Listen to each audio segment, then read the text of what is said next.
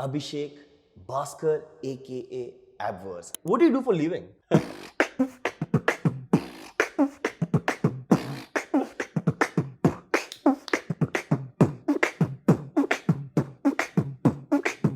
That is Tapangutu. Do you have to pay for that? Yeah. You can just pay me in Ethereum works. It's a way of creating sounds of musical instruments through your mouth. There's a lot of similarities between beatboxing and design.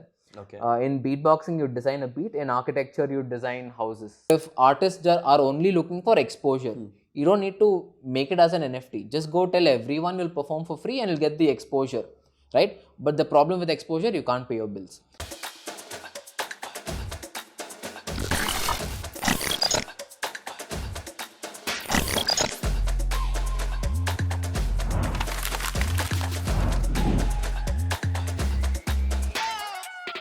Hello, welcome to our first episode, Genesis episode, I would say, and we have our special guest, Abhishek Bhaskar, aka Abverse.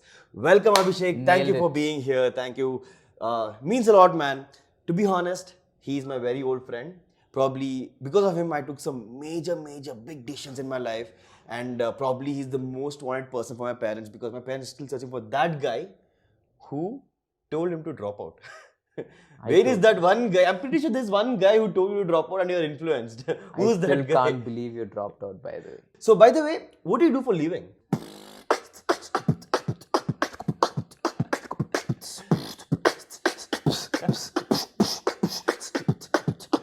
So, if anybody can say this sound came from his mouth, no? no, it's not me. It's the sound guy who's hiding somewhere. over there. Yeah.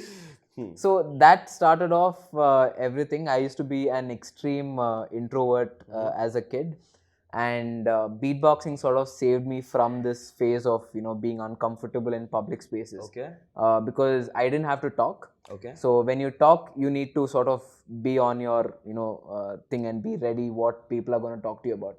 Beatboxing, you don't need to worry about it. If someone asks you something, just beatbox. So that sort of took me away from the introverted part of my life. And then I used to be in tuitions in my first and second PU, and someone, as we were walking, they said, there's no mathematics in architecture. And I was like, whoa, what is this new field called architecture? Otherwise, it was engineering for me, as per my parents' rules. So architecture sort of came in as an accident, a very happy accident. Mm-hmm. And I sort of figured out that this is what I want to do. Okay. I have to be creative as much as possible. Mm-hmm. And whether it is beatboxing and architecture, both are creative fields, both see a lot of synergies together. And that sort of kickstarted the entire sort of Abverse revolution. And I didn't want to do anything which wasn't, adding to the creative aspects of it. And when I started off architecture, I wanted to quit within the third year. So there's a very famous architect called Frank Lloyd Wright who quit architecture in the third year. And now he's the most famous architect ever. If you just type FL Wright, so what you thought, if I drop in third year, it'll become famous like him? I told my architecture head the exact same thing, that I'm planning on quitting architecture in the third year.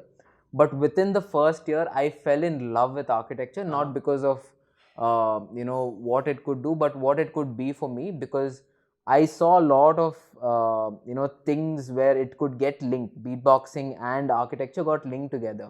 Whether it is from a creative aspect or it is from when you design something, it works similarly to creating a beat. So that sort of happened, and there's a lot of similarities between beatboxing and design. Okay. In beatboxing, you design a beat. In architecture, you design houses or you design interiors. So were you an architecture anytime? Yeah, I am an architect. You're still an architecture? I am a full-time architect. So he's not like engineer. So they just study engineering, become something else. So yeah, I'm by a piece of paper, I'm an architect. So you finish your thing called BArch, that's your bachelor's in architecture. 5 years, like 5 long years. I'll tell you, if somebody has to choose something, I just say whichever is the lowest duration. Because obviously you're doing something else after that. Yeah. So just choose the lowest and just And then move away there's from 2 years college. of masters which I haven't bothered doing because Oh. again, like the thing that I need to learn, it's not available anywhere. Like the specific niche okay. of design that I want to learn. Maybe in India. Yeah, but I'm again, pretty sure. internet has free information, so I've taken all my information. Uh-huh. I've been teaching master students recently, so I don't know how that works. Life is a funny space, but yeah, that's how beatboxing started off. At least how I got into beatboxing, and architecture sort of stumbled upon completely by accident. I never expected to be an architect, but I'm glad that I crossed paths with it because both of these are creative. Otherwise, you would have been like an engineering mixed with a beatbox, a sort of very weird combination. And I don't think Like I would be engineering where I and am. MBA. I really hope not. I can't even imagine that life. MBA though definitely I wouldn't have done. I know how useful it is, how useful MBA is, but yeah, I have no sort of requirements of learning engineering right now. So tell me one thing. At every stage there is something just new comes up, and it's the new cool. Right. So was beatboxing the new cool when you were there, when you were young? Actually, no, because beatboxing is still not the new cool. Oh. Because a lot of people still don't know what beatboxing is. How beatboxing started off was basically way back in 1980s Okay. when Afro-Americans didn't have money to buy drums. As I've been performing for the past 12 years, many people still don't know what beatboxing is. And there's a huge learning curve that people need to understand. It's not as famous as singing. Like Totally nowadays, everyone knows what singing is. So when I started off, it was way back in my 10th standard. I was in Frank Anthony Public School, and I used to play Where cricket. was this? The Richmond, Alsur, sir? yeah, the Richmond Alsur area, the main FAPS as we used to call it. That's I the can't, cool dudes, huh? yeah. At least we thought we were cool, but yeah. So it was a whole different game era back then. So No, it's still the same, I guess. Really? FAPS is still cool? No, not FAPS. Thank That you. is the Richmond Circle college schools, colleges. Oh yeah, the Bishop Cottons, the Josephs, and hopefully the FAPS area. Like we'd like to be included, but I don't know how cool we are anymore. Like for us, like our batch was the coolest era. But yeah, there was this one guy called Karthik Periyaswamy, and he used to be a bowler as well. I used to also bowl. So during our morning cricket practices, he did this. I still remember the first beat he did. It was like a very hip hop sort of groovy beat. So I asked, like, what's wrong with your mouth? And he said, it's called beatboxing. And what's wrong with your mouth? I thought there was something wrong because I've never heard sounds come out of a person's mouth like that before. And he told it's called beatboxing, and I was instantly hooked. So he was from a different class. So during breaks, I used to go to his class, figure out where he is, and I used to ask him to teach me. So he was a celebrity for you. He was my god by that time. So I learned the basic few beats and sounds from him, and he was very kind enough to teach. During school, you know how kids are. Like he could have easily just said no, but he was kind enough to teach me the first ever beat that I could learn. So can you make me beatbox? Like tell me if I had to start. What should I do? If you have to learn it in 5 minutes, the easiest way which I teach people is fill your mouth with air. There are 3 sounds we're going to learn, right? So first is fill your mouth with air. Okay. Right? And then say boo. Boo. Boo. Boo. Now stress on the letter B in the word boo. Ooh. Ooh.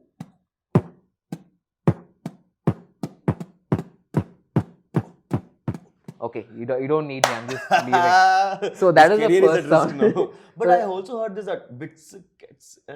So that's called syllabalizing. So you make it into words or syllables, and then you repeat it. So boots, cuts, boots, cuts. I thought it was boots and boots and cats. Boots and no, not pussy. Sorry, I don't know. Boots and cats. Boots. Yeah. So boots. You already learned the syllabus. I don't even see. This is the teacher's job way easier. So yeah, there are different ways of learning beatboxing because every person's mouth works differently. So some people get it through learning sounds. Some people, imagine the actual sounds being hit and they try to mimic it. कर ले एक बार. क्या होता है? Everyone is learning here. I think I shouldn't be with young people. They learn it too quickly. But yeah, that's how beatboxing sort of got started. And I used to stay in Kormangla. I still stay in Kormangla. And Forum Mall was new back then.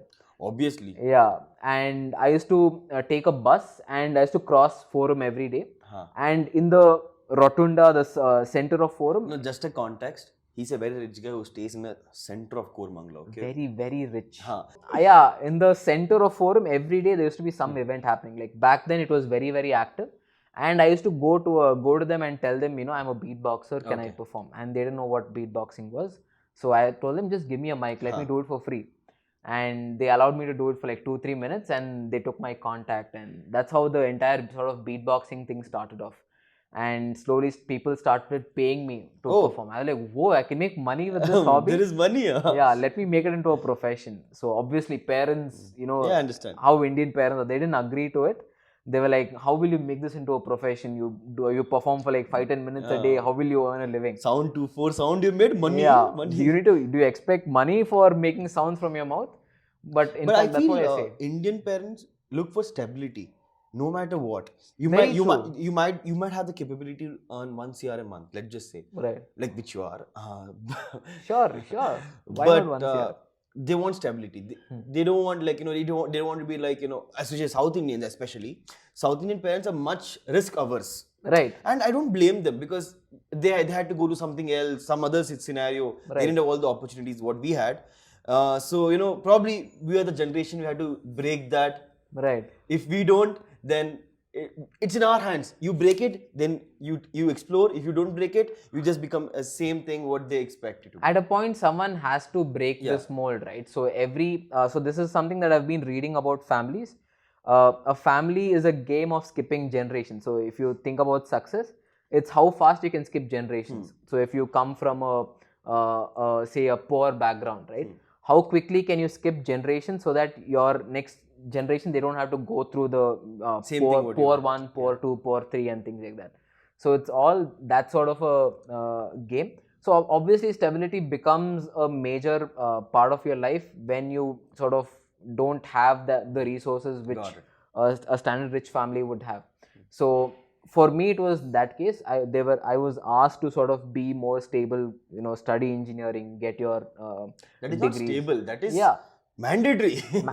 It's more than mandatory. It was a requirement. There were like no other option because beatboxing was not accepted, and I had to prove. So this is something that I love doing. I love proving people wrong. So if someone tells me I can't do something, I love doing it. So you put all the that's why I was efforts. asking you for constructive criticism as well, right? I want to understand why it won't work so that I can make it work. So that is like sort of a thing that I get off on. That's like my drug. Now, we just spoke about all the beatboxing and all the stuff. What is the history and was India involved in the history? Who's the famous beatboxer who brought this into India?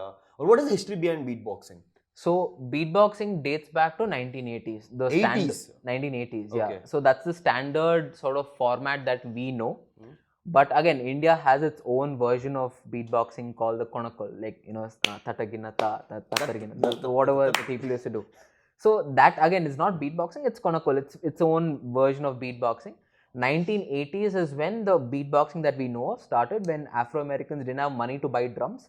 They sort of thought, let me try creating sounds through musical instruments. This was like majboori mein. Yeah, it was like a jugaad version, but more of like, the Afro-American jugaad version. So back in the days of Michael Jackson story, please tell me So Michael Jackson used to be a beatboxer and he used to record his beats, whatever he could think of. It's the same way beatboxers sort of learn new beats as well.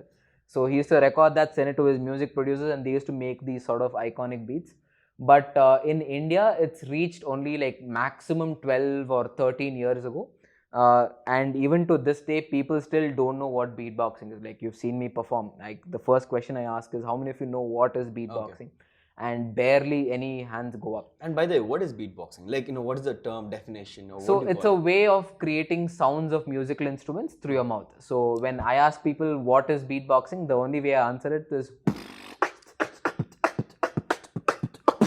That's the best way to show them. So can you do tabla in your mouth?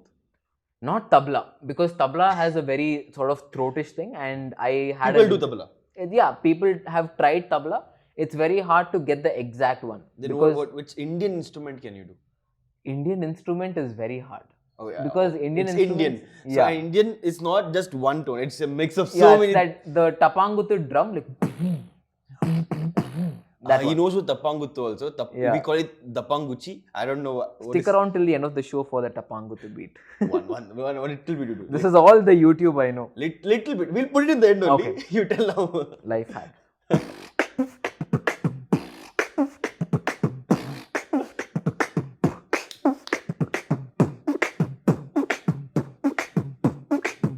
That is Tapanguttu. Do you have to pay for that? Yeah. You can just pay me in Ethereum works. Hmm. Or Polygon. Pay me in Matic Brand also. plug. I have no idea why he wore this. See, this is the only thing that fits me right now. I've been reducing Good a lot reason. of weight. Good reason. Everywhere. Matic, send me the check to my address, not his address. Kormangla, not Indranagar. So tell me, what was the first money you earned from beatboxing, and what do you do with that? If I tell you the amount that I got paid, it's a shame. But yeah, back in the day, it used to be a lot. So I stay in Kormangla, right? So in Kormangla, Flex. yeah, I stay in Kormangla 7th block, like where the rich people stay. And every of these, like all these parks, the tiny parks that we have, they have these Durga Puja festivals every year. And they just fill it up. And I was just walking by one day and I saw this Durga Puja festival happening, and they had this thing called Boogie Woogie as a dance competition. Okay. Oh, Boogie Woogie, it's come in Z, no? Yeah. So those people, they had some sort of event here. And I was like, let me go try. They have a mic. Let me go try out my beatboxing, whether it works with people. And I go tell them I'm a beatboxer. They were like, ye kya hai, ye kya marne wala hai kya? And I was like, no, mic de do, main karke dikha. Yeah. Beat and boxer, both. So people still think it's the same sort of thing. But I went and did it for 3 minutes, 3 to 5 minutes. And within like 2 minutes, people were jumping. So then I realized like, okay, I can sort of affect people's lives by doing this. And at the end of it, they gave me an envelope. Like a consolation prize just for participating, because it's a dance competition. They can't judge beatboxing. Of 200 rupees was there in that envelope. I didn't even open it. I went directly from the ground. I walked up, and this is the park next to the Joe Stocks, the Bombay Adda office. And I just went home and I gave it to my mom. She opened like 200 rupees and she still kept the envelope, by the way. So that is where I realized I could make money out of something which I considered like a hobby. And that is when the forum thing started. I started getting 200 rupees to, I think there was a direct jump of 1000 rupees, because that's the minimum anyone can charge. So 1000 rupees 10 years ago. 12 years ago. My 2010. God, that is Kazana. I am very, very rich now. You are a rich guy in college only. So yeah, that was another cool chapter. Like in college especially, I used to have a lot of money, and back then you were paid in cash. I probably shouldn't confess this. ED will come after me. But I used to get a lot of cash, like from performing at events. So literally I could finish a 15-minute performance, go to college, get paid. Right? And my parents thought I was traveling by bus because I had a bus pass back in the day, but I used to go to college every day in auto. Oh, I like major flexing. I used to get down right in front of the college gate and everything. So that was a very sort of vivid memory I have of those 2 years of first and second PU. But yeah, you get hit with reality. There's a lot more responsibilities that you have right obviously, you in college, I'm pretty sure you had a lot of friends who were not earning, and suddenly you have money. You're the rich guy. And things are expected from you when you earn money, right? Like, which I sort of didn't agree with. Just because someone is earning something, like you shouldn't expect that some things will happen for you just because you're associated. How old were you? I was what you are right now, like 14, 15 or 16, like 14? In my 10th standard. So I'll tell you what he does with his money. 50% goes to mom's account, 50% goes to dad's account. Like, what do you do? Good return on investment. Instead of buying Bitcoin, buy kid. Talented kids especially. But yeah, so that happened, and in college especially, it was like one of the most formative years for me as a beatboxer, because I understood the market. And for me, understanding that was everything, because once I understood what people want, it was very easy to fill that void in people's lives, because you get paid to make people happy. You're not a performer. You're more of a entertainer, right? So I realized this with beatboxing as well. When I used to compete in all these competitions back in the day. I'm not a competitor. I'm more of a performer. So competitors are the technical people who like think of it as front end and back end. I'm the front end guy. Back end is very technical. You know, if I do something like the audience won't like it. Okay. Like again, It has to we be like Tapang it, but Guttu, it has to be Chammak yeah, the Challo. technical, the standard I audience. know Chammak Challo because he has done Oh yeah, Chammak Challo. yes, we'll do that also in the end. So I do more of that because that is something that people can relate to and they love it more, Okay. right?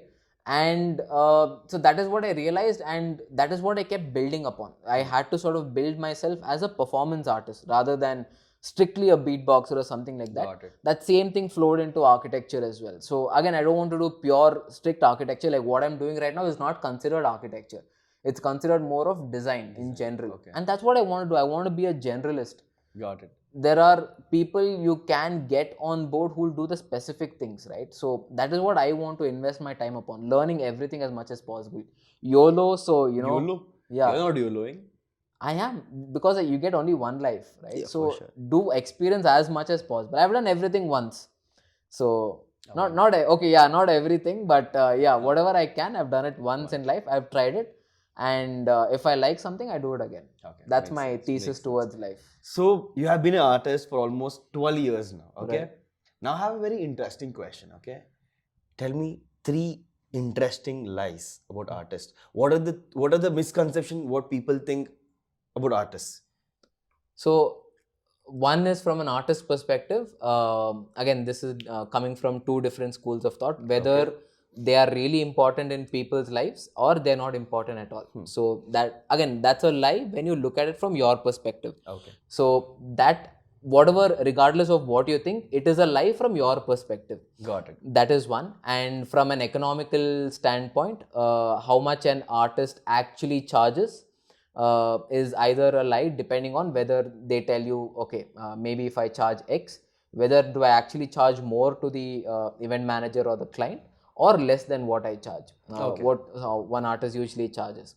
So again, that is a big lie, which there is no specific number because we are in such an unstable sort of gig economy. There's no so to speak. benchmark. There is no benchmark. It's And the also, value that you see. how do you compare the price? Is pricing very equivalent to the singers or much higher because there's scarcity? Or Yes. much lower because people don't think it's mainstream, or people don't know people will enjoy or not? So what you said, scarcity, is very, very right, because I know like really amazing quality singers who know that they can't charge as much as I do in some cases, right? So definitely it is a point of scarcity. Also, it is a point of what value you're adding to the event. You could be an amazing beatboxer, but if you don't engage with the audience, you're not going to get paid a lot, because the event is, if you're competing, then definitely by all means you don't need to sort of connect with your audience. You just need to be as technical as possible. But when you're a performer, you need to connect with your audience, understand what the audience wants, and accordingly sort of structure your performance accordingly. So if you can connect better, you get more events. More events translates into more money, right? Got it. So that is the way you can look at it. Your market price is decided upon by the audience, similar to sort of Web3 how it is. But I would suggest not structuring it that way. It is what you value your artwork as. That is how at least I price my work as, and it's worked out for me all these years really, really well. Because there's also a branding behind it. No, it's not just the art. Correct, very true. So let's just say you hear an music without knowing who the singer is. Then you listen to the music when you know the singer. There's a lot of difference for that. Right. So that works for people who are well versed with music. So for example, people like me, I value like music over the brand. Yes. Right. Okay. But the general population of people, they don't have that much of time to understand or really value that sort of content. So for example, you could have an amazing voice, but if they don't understand, if they can't relate to it, right? If it's like you're playing hip hop to a classical artist, or like someone who loves classical music, so you need to vibe with it, connect with it, because we are in such a creative space. Creative space is always very divisive. Got it. That's what I realized. You are catering to your niche of people. You can't go outside of it unless you're willing to experiment with your artwork. So I have one question. Like, generally when this art, there's continuous upgradation to it. Right. Is beatboxing still the same what it was in 1980s, or there's upgradation to it? Beatboxing. No, for the basics, like let's just say Basics have been the improvisation same. happens, but the Yeah. basics does it keep changing? Basics have been very strong. Like the foundation of beatboxing has been the same throughout the years, Got because every person, even by default, if you have to learn something, you start with BTKT. Like the three sounds you put together, you get that beat. Got it. You can't skip to some other beat. If even if by default, if no one is teaching you, by default you will arrive at this particular beat. Okay. So that is the beauty of beatboxing. It's like learning a language. The first word you most likely would say is amma. Hi. Okay, hamma. Okay. Amma or something, or whatever it is, right?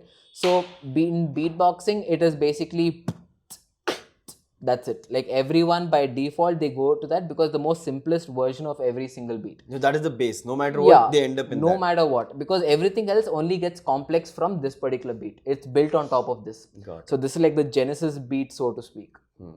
Now, let's talk about, something, little move away from the story. Let's talk about what is the dark side of this music industry. What are the problems generally faced, maybe in royalties or the middlemans or in labels? What are these things, like, how bad it is? Is actually bad at how it looks like? Or is it much more than what it looks like?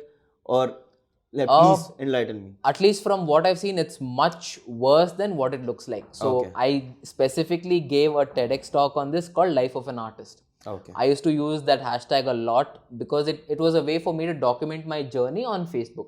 So if you type hashtag Life of an Artist, most of my posts will be there.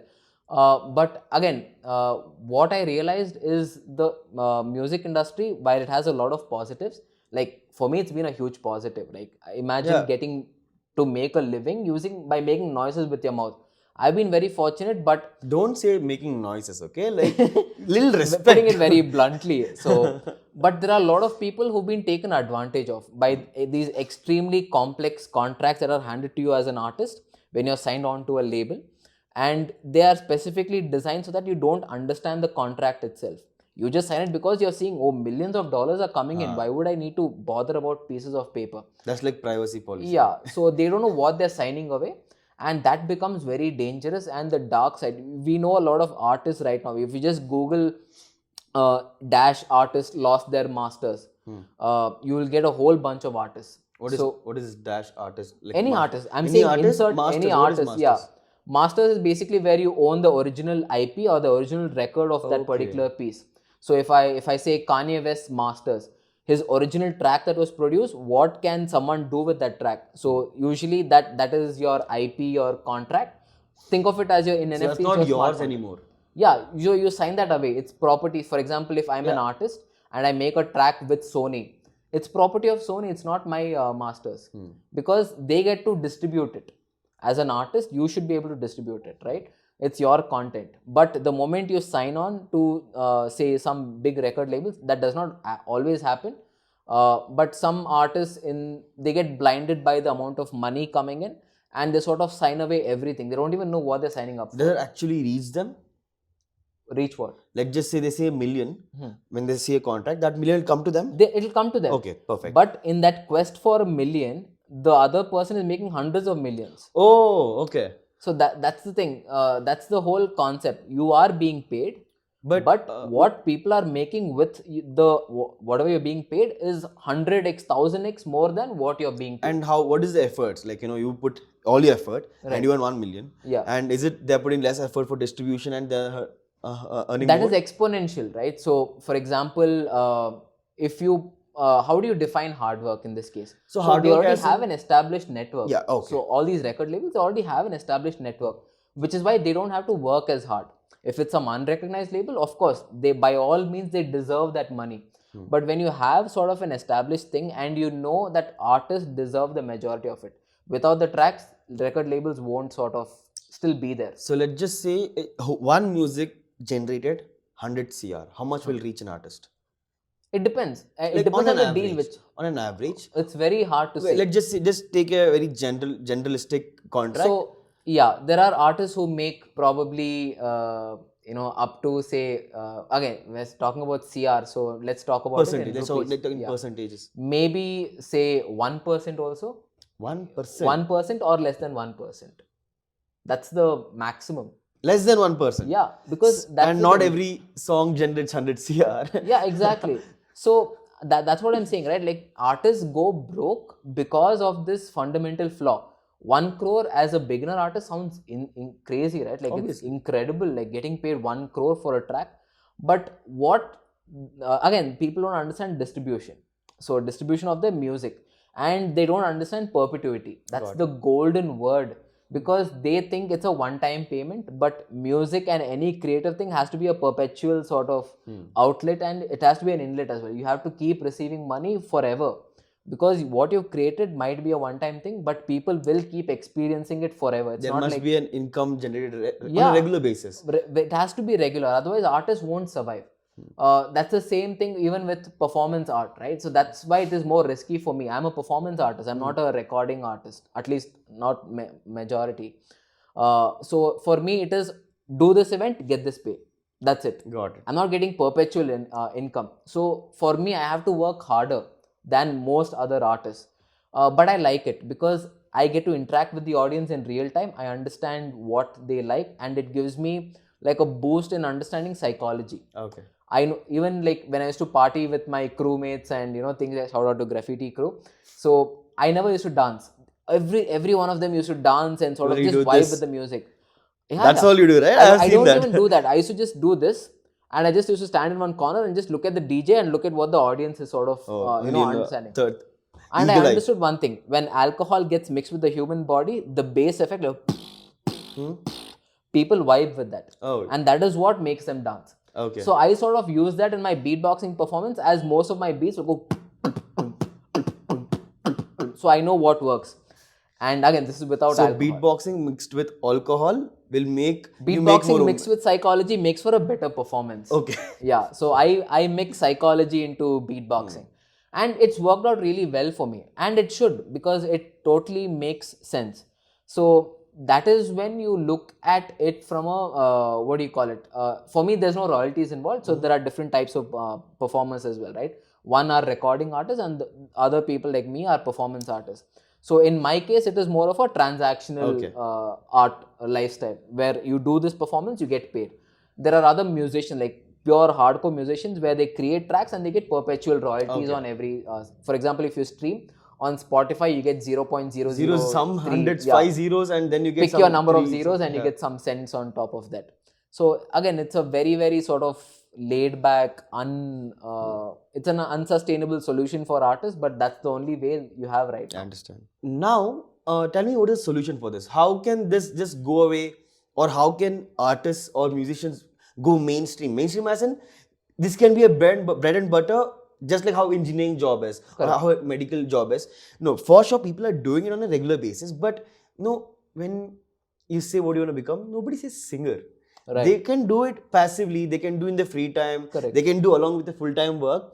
But for that to happen, there has to be an incentivization on a higher level for what their efforts is supposed to be. Because I'll tell you, my dad is a theatre artist. And I don't know why, the pay is very less or nothing. Yes. And so, and I don't know, they even want to look poor, I guess. I don't know, they wear a jubba, they wear this thing. I'm like, why do you do that? And my dad wanted to change that. He used to go to theatre, like, wearing blazer. And he used to wear blazer and come wear a costume, but going and coming blazer. He wanted to say that art is rich. Maybe payment is low, but art is rich. And that is the right way to portray it, right? Like, kudos to your dad for doing that. But there is this sort of sense of, if you look too rich, people will think you're doing really well. Again, that sort of mentality definitely crossed our paths as well. So that will demotivate when. True, very true. When there's no incentivization, that will demotivate. So that's probably the highest reason why parents are not letting kids to go in the art field. What could be other reason? This is the incentivization only reason, I feel. So yeah, definitely incentivization works, especially in sort of my case. I told you, like, my parents didn't agree with beatboxing. Literally, we used to have fights at home. But once again, it became my job to prove that it works. It's a sustainable solution. And that was a time when barely, apart from me, like maybe 2 other beatboxers were doing it as a profession. So I took it upon myself to make a sustainable living. When I say sustainable living, X amount of months I should have a sustained amount of money coming in. And then I showed it to my parents because I was too young to have a bank account. So everything used to go to my dad's So account. this is what happens when you start earning very early, huh? Middle class families, dads are the richest. Guys, but I mean, Abhishek, but whatever you say, but when you start earning, no, that immense confidence you get in your life, like Yes, that you feel that you can conquer the world. Like, absolutely. honest speaking, I'll tell you, first money I earned was 2,000 rupees, and then I earned 8,000 rupees, and with content creation, my first money I earned was 3,000 rupees. I was at 50,000 followers. I just boomed, and I didn't know how much to charge because nobody talks money, Right. and there were very few content creators in finance field. So, and they should not show bow to me. Okay, so I told 3,000. I was so proud of myself, and I don't know, man. I give party to my friends. I told my parents. I was flexing. 3,000. How much were you earning, huh? when you were at my age? Yeah. So I had that attitude, and how did it take that? Like, how did you take that? It took in a good way, because when suddenly you get that money, it can just lead you to hundreds of other options to get spoiled. So I don't have that luxury from the background that I come from, right? I've always been in a savings sort of background because that's what families do. We have no other option. I can't. The only sort of flex I had back in the day was I got a blazer for myself. I got these cool baggy jeans. Again, your baggy. generation, your generation. Now also wearing baggy there's only. no point of baggy jeans, but back then it used to be really cool. And I used to travel by auto because I used to get late every day in the bus. And like I used to wake up very late because I was a very late sleeper, and I used to go by auto. That's the maximum flex that I had. I never used to show off in other aspects I could have, but I didn't purposely, because I know what will happen when this money runs out eventually. So I come from that sort of a family mindset, and that's the sort of economical background that I was brought up in. Always save your money. Don't sort of splurge too much on anything that you really don't need. So I didn't need When anything. did you invest your first money? Oh, dude, it was FD. Yeah, that's again investment. Yeah. No issues. So apart from that, I remember Abhishek telling, I have a lot of money in FTs. so that's the thing, right? Like, because I can forget about it. So for me, FD has been the thing because dad has been taking care of it. So dad has been my accountant, and he takes money every month and he puts it in all his sort of, he has these different HDFC things which I don't understand, and he takes money from me, but yeah, he puts it into all these different baskets. Oh, so he's your asset manager. Yeah, back when I was 16, I didn't know what. So what is the AUM, asset under management? 5 CR. Yeah, sure. 5, pick your number. So yeah, so that's another big sort of thing which I still don't understand. I totally understand that I should focus on my finances. But till date, I've been too scared of. He was being busy minting money. Yeah. That I've been robbing people. So yeah. Now let's talk about how blockchain can solve these music industry problems. How can it act a major role and make the music mainstream? Yes. So first thing is we're talking about simplifying contracts. Okay. So the problem in the traditional music space is it's extremely complex contracts. You're handed a big bunch of papers which you don't understand. In NFTs or in the Web3 space, it is a very simple contract, right? You know what artwork you're going to mint or you're going to distribute. So let's not call it minting. From a musician space, it's called distribution. Okay. So it is a very simple contract. Artist is directly connecting. So it can't be minted by a group or a music label, right? Because it has to come from the artist's wallet, all the perpetual royalties. It could be done, but again, it won't be considered the original artwork of the sort of artist. So that is one, extremely simplified contracts. And the second one is trackable perpetual royalties. So right now in the traditional music space, the artist has no way of figuring out how much they're actually making. Okay, with their music. Yeah, because you can't track the distribution. So I could sell it to another company for say $10 million, and I don't even need to show it to you in accounts. Because that's already that person. It's not on chain because it's always on someone's server. So artists will never know the true potential of royalties.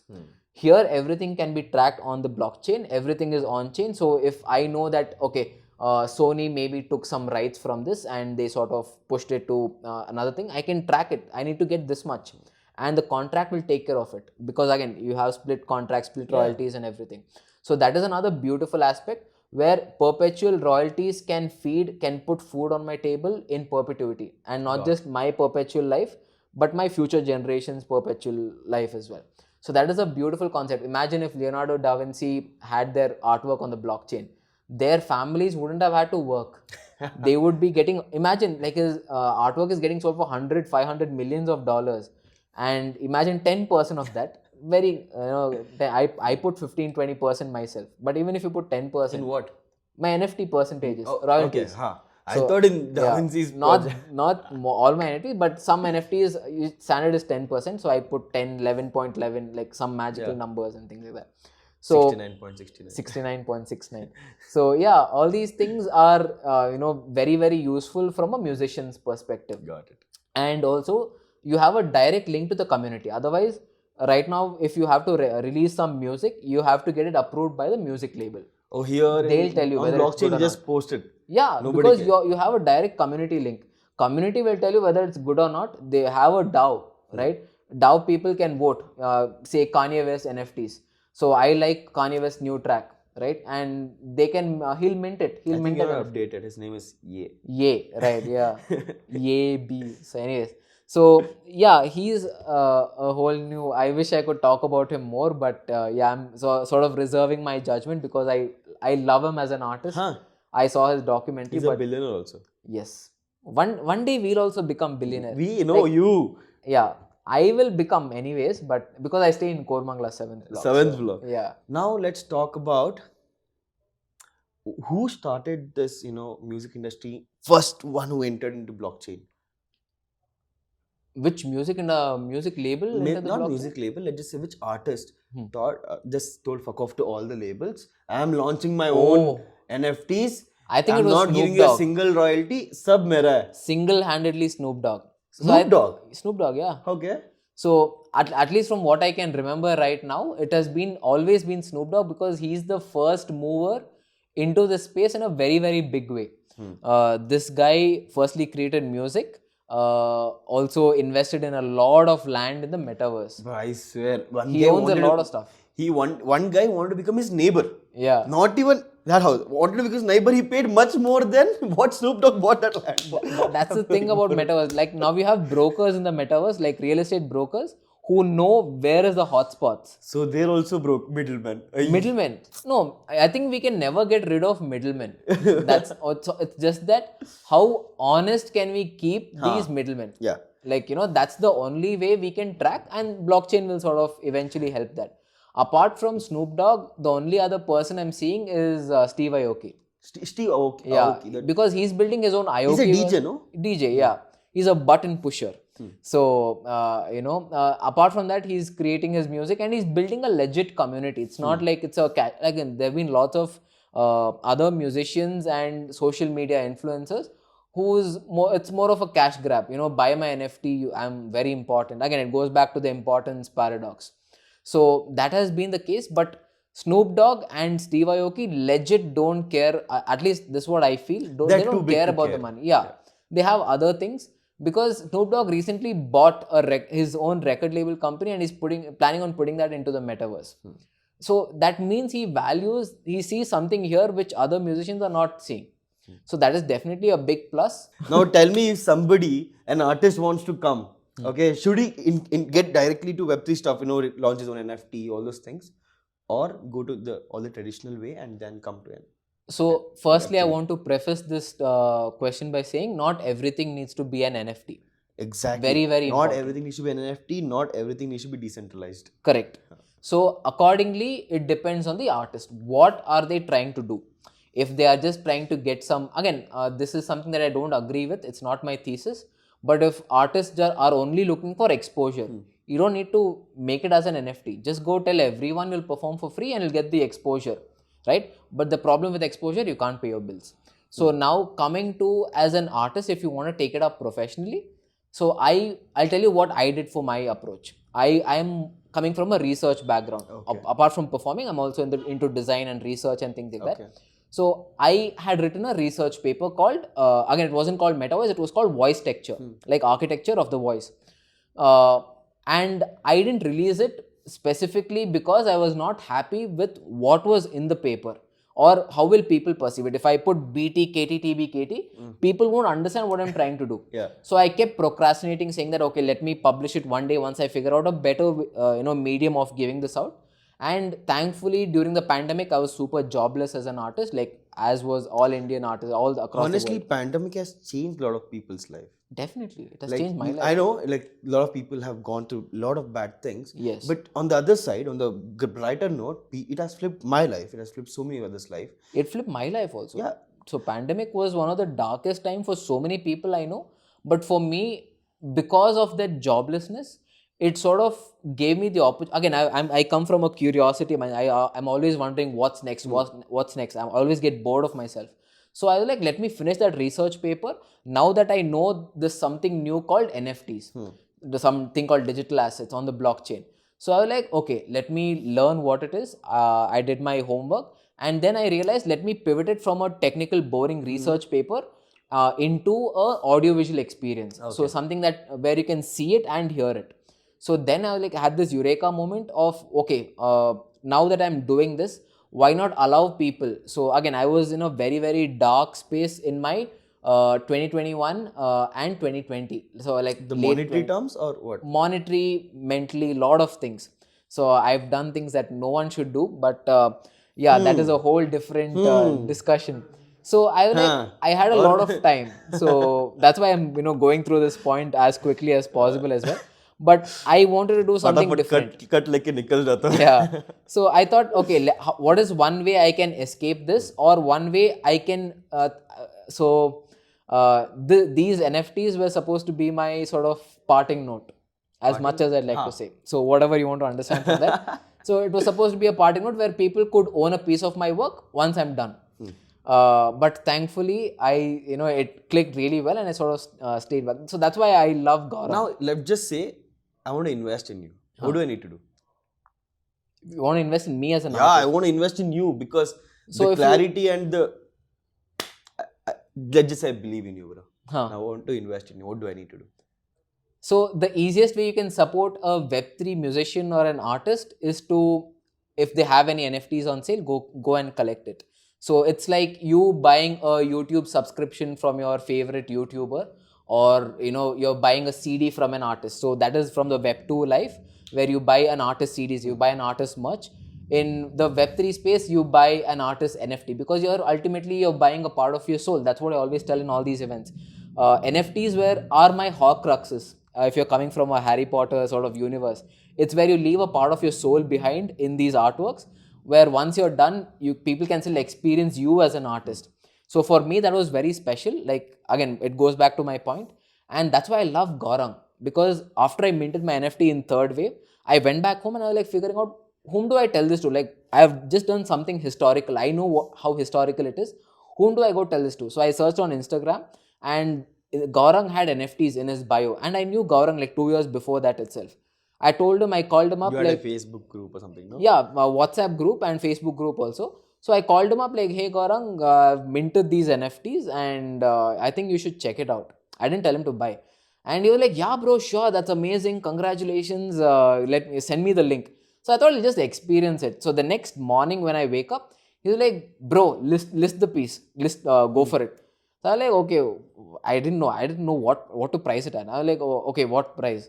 And I wanted a palindrome number. So we both of us were discussing. I was discussing with Gaurav, like, what price do you want me to set it at? Because again, you're the first person. So then he was like, I think he told something around 59 or something like that. I like, why not price it 69 pesos? And back then, pesos was around $8 or something. It was around $400, $500, and he bought it off. Like, he asked me to list it, and within 10 minutes, he bought it. So that was my first NFT sale, which got sold within 10 Gaurang minutes. was the first investor. Gaurang was my first Genesis collector. And that sort of started the snowball effect. And, things, especially life, started, getting better as well, because my mind would run much faster. So I could think of making more content, because I know that people love something right now, which, I can actually put out and it makes people happy. And that worked out really, really well. And thankfully, I'm, still going strong in this space. So I'm looking at Abhishek's NFT. Sir, what is this? So expensive. $400. See, if you have to stay in Kormangla 7th block, you have to price these NFTs at that price. And what is the cheapest? This one is the cheapest because at one point this NFT was worth, again, when WazirX price was almost $2 to $3. That was my flow price. 3.5 to 4,000 USD was my flow price. So if I had to invest in you, I had to put $4,000. 4,000, yeah. So that is 4 times of my portfolio value. Yeah. My portfolio is open, guys. You can just check it out in rishionbusiness.eth. That's all I own. What a plug. What a plug. You can check out my portfolio at abhishekbhaskar.eth as well. You won't find anything. But yeah, He's just smart. want to see. See, he's very smart. So anyways, I'll just... The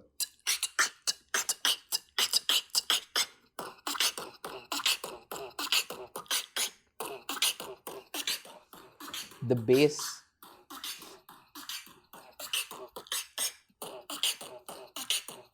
Oh, that was a smooth transition over there. It transitions from saffron to white to blue to green. The colors of the Indian flag. Oh! That's the hidden. That's what I want people to figure out as well. You have a blue tick here, huh? Verified finally somewhere. What is it? At the end. It's an end to the piece. End. Yeah. We started again. Oh, I thought it's a continuation. So now, $400. But I believe in you, sir. I believe in you. Let me buy it right now. Finally. What? I bought your NFT, sir. Guys, welcome to How to Rob Raytheon Business. Abhishek on Business will be coming very soon. We have known for let's just say what, almost a year now? 1 year, yeah. 1 year, and he calls me Rishion. See, when I started off, because this is one quirk I have with people. When I start off, whatever I remember you as, so for example, even the contact that I've saved him as. So I always remember it as Raytheon because that's what I thought his name was. So it's Raytheon Business. And I think Gaurang was our common sort of person. So I was like... No, not Gaurang. Gaurang had told about you. But we met Namaste NFT and you were with Vaibhav. I was with Vaibhav. So yes. Oh yeah, Vaibhav was the link. So I'll tell you what happened. I saw his DP and he looked very ferocious. In DP, you look at him, he's like very serious. Like this is dekhe dar laga tha na. He looked like that. So I was very little weird. Should I talk to him or not? Then you're like, Kannada ma. That was a common denominator. But that's I have got this feedback, especially from the neon green background picture that I use everywhere. So, we think you are very serious and everything, but that couldn't be farther away from the truth. I am the most friendliest person you will ever meet. And yeah, I think you should for sure judge me on that. So he doesn't, he's not as serious as he looks, and trust me, you will love his company. And that's Tell the only... me, I'm a joke. What's the next? He's not serious at all. He's a joke. No, if you're a joke, I wouldn't invest in your NFT, sir. Sir, means a lot. That to $400, mera roti makan. Now... But you're buying the dip. So what is the most expensive one you have? The most expensive one is around, right now it is around $2,500. It's called the... Kormangla 7th block. Yes, if you have to live in 7th block, you have to price it. If you are living somewhere in Bangalore outskirts like Whitefield or someplace, you can price it at some $100, $200. Imagine India is at this stage with all the regulations. Agar India support kar deta in blockchain, no? Like just imagine at which stage we would. Or probably it's a reverse psychology. Just because they're saying not to do, we are doing this. Yes, because that is the Indian mentality. Don't just give something to the kids. Make them go through, like torture them and then give it to them. If you're giving someone a candy directly, they don't value it. But slap them once on the face and then give it. Once they're crying, give them the candy. So what do you think? Indians would be at this, crazy about Web3 if government was supporting?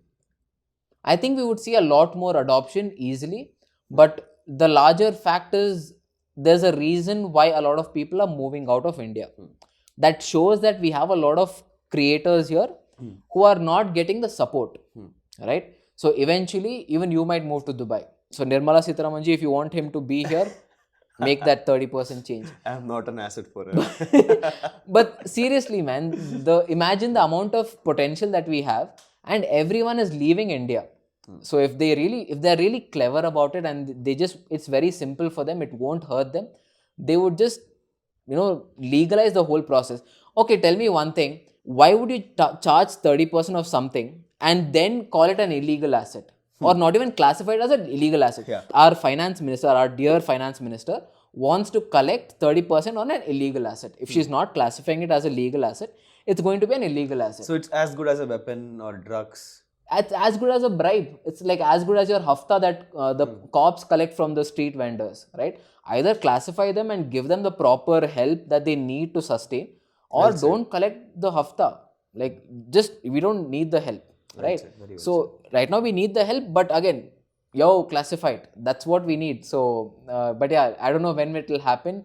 But yeah, Modi ji, please classify kar do. So I'll tell you what I'm working on. Okay, so basically it's about adoption only, mass adoption. I don't want it to be like, talk about one specific thing. So basically what Unbank is, go to the college students, teach them about blockchain for free. So let's just say we classify two people, one who knows about blockchain, one who doesn't know about blockchain. Right. So who doesn't know, we'll teach them all the basics, what they need to know, and then we'll teach them job specific skills. We'll take 1 or 2 weeks and explain him how it works, and we make sure that all the work we do, all the assignments we do acts as proof of work, on-chain proof of work, on-chain resume, and we'll help them get jobs. Okay, let me ask you one question on this. I know this is out of protocol. Why? I want to know your why to starting Unbank. So, see, we did speak about this when other companies are charging hefty amount for something which is available for free. Right. Did you pay to learn about blockchain? No. Did I pay? No. I only paid with my time. Yeah. See, that's a different thing. You have to pay in time anyways. Right. I didn't pay. You didn't pay. Most of them didn't pay. Right. Then why should somebody pay some 50, 60, 70K? Correct. Right? So as simple as that, I'm just curating the best content and putting out, because if money was there, I have realized that money can come from anywhere. Right. It doesn't have to be from the students who get 5,000 pocket money and taking money from them. Teach them only job specific skills, because being an engineer, I know that a lot of my friends, a lot of people I know, they're not going to get employed, at least with what they know. They have to figure out other ways. So why not this? And there are a lot of opportunities. You know, there are ocean of opportunity, and the payment is much higher than what Web2 companies pay. Absolutely. But I have no idea what is stopping them, and I want to take that, hit that. That's beautiful, man. I think more. I understand what you're referencing to, especially like the companies that are charging 30-40K per student. That is definitely not a sustainable solution long term, because people will eventually figure out like why am I a part of this community even if I'm having to pay 30-40K. And the difference between Web 2 and Web 3 is Web 2 paid ads work, at least to some degree it works, not what it used to be. In Web 3, community works. Community is your best form of advertisement, because I'm not saying this to target the Web 2 ads culture, but I'm saying this as someone who started from zero on Twitter in the Web 3 space, and now people know me. Like I don't give to whatever it is about my following, but it's about the community. Like everyone knows what Appverse is. They can't pronounce Abhishek Bhaskar. It's very simple that if you are a normal beatboxer, you'll be one among hundreds or 200s. True. Because you are into NFTs and stuff, you're the only one. Yes, that's what I That's form the only reason why I see Abhishek everywhere I go. I'm bored of this guy. I will keep it more interesting for you, sir. Give me time. But yeah, that's exactly what I target on as well. This is what I was telling Digital Pratik, like at JDC. I asked him, like, how many beatboxers do you know? Like, he's like, mujhe pata hai, I know beatboxers. Like, how many beatboxers do you know who are in the NFT and Web3 space? There was no answer. I was the only guy. So either I'm the most stupidest guy to do all these things, or I have something figured out which no one else has. So that is what I love capitalizing. When I was a cricketer, there are millions of cricketers. But when I was a beatboxer, I always go for scarcity, right? That's my natural trend. Even with architecture and beatboxing. How many architects are there? Millions of architects. How many beatboxers are thousands of beatboxers? Who is the stupidest guy who can club both of these together? Abverse. So Abverse. that has been my approach, because I know how to, at least this is something that I've figured out for myself. I understand, because of me always being curious, I know what is coming up next, and I know how to sort of get or take advantage of that situation. Got it. So take advantage in a positive way, not For like sure. capitalize on it or something. So for me, it was more of a creative. I wanted to let out my creative juices in from whatever is stuck in my head into the Web3 space. Like, leave a part of my soul behind. And even if you check my wallet, not a single crypto has left the thing. Only thing I've done is I've just taken So it you to an never exchange sold. to stake it. So you don't know how to sell also. I've now. never sold it, because if So I there was sell a it, point, I'll tell you, like, how do I cash it out? huh? Because I have, like, obviously I know now, but there's one point that I was buying, like, oh shit, I have to sell also. It's very hard to sell. This That's the best same part, conversation me and Gaurang had, because I can't imagine selling it. Matic, I bought it around 3 rupees. It went up to 300, I didn't sell. Because my average dollar cost price is around 5 to 6 rupees Matic. But I still can't sell. I don't know why. That is a major problem for me. Just doesn't let that go. It's like a part of your soul. You can't sell your soul. So, yeah. That's why he wore this. Oh, yeah. So great, guys. Thank you for listening to this show. And thanks a lot, Abhishek, for being on my show. And Thank you, boss. guys, I'll leave all his handles, all his NFT links in my description down below. If you want to invest in this big brain, this is not an ad. He didn't pay me for this. All out of love. Everything is going to be in the description. Don't forget to check it out. And don't forget to hit that subscribe and like button. Until then, see you next time. What's your ETH address? I'll just send you for whatever you mentioned. Nice things you said. 10 ETH is enough, no? I'm from Kormangla 7 block, so I can pay you the 10 ETH.